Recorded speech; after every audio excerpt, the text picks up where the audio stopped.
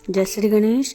आज मैं आपको चैत्र माह के कृष्ण पक्ष की एकादशी पापमोचनी एकादशी की कहानी सुनाने जा रही हूँ। अगर आपको पसंद आए तो लाइक और सब्सक्राइब जरूर करें। प्राचीन समय में चैत्र रथ वन में अप्सराएं निवास करती थी। वहाँ हर समय वसंत रहता था। उस वन में एक मेधावी नामक मुनि तपस्या करते थे। वे शिव भक्त थे।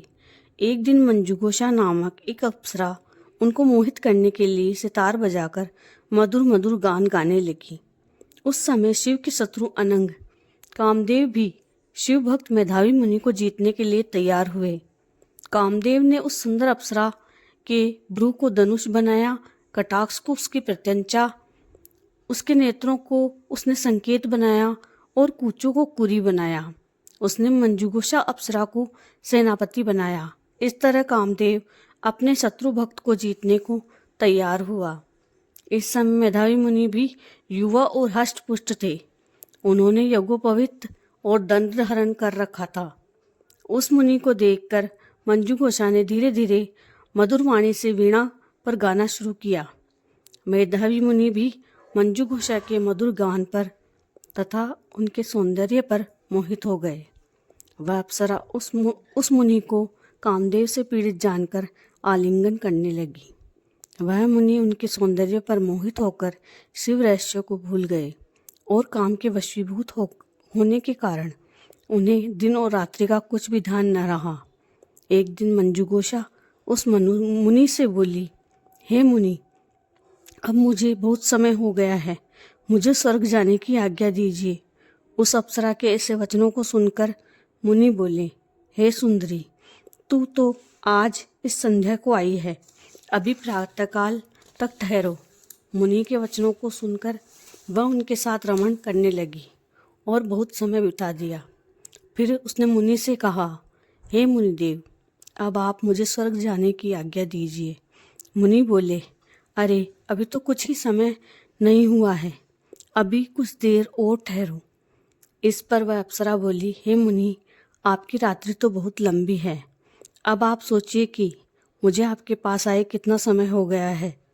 उस अप्सरा के वचनों को सुनकर मुनि को ज्ञान प्राप्त हो गया और समय पर विचार करने लगे। जब रमण करने के समय का प्रमाण 57 साल 7 महीने और 3 दिन ज्ञात हुआ तो वह उस अप्सरा को काल का रूप समझने लगे। वह महान क्रोधित हुए और तप का नाश करने वाली उस अप्सरा की तरफ देखने लगे। उनके अधर कांपने लगे और इंद्रियां व्याकुल होने लगी। तब मुनि उस अप्सरा से बोले, हे दुष्टा, मेरे तप को नष्ट करने वाली, अब तू मेरे श्राप से पिशाचनी हो जा।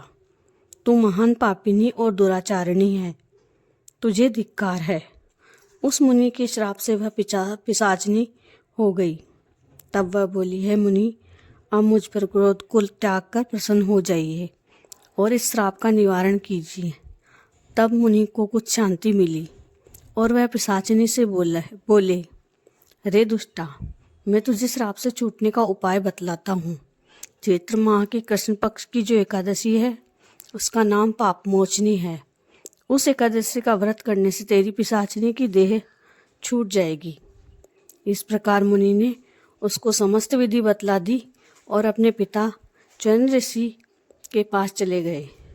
च्वयन ऋषि अपने पुत्र को देखकर बोले, रे पुत्र, तूने यह क्या किया?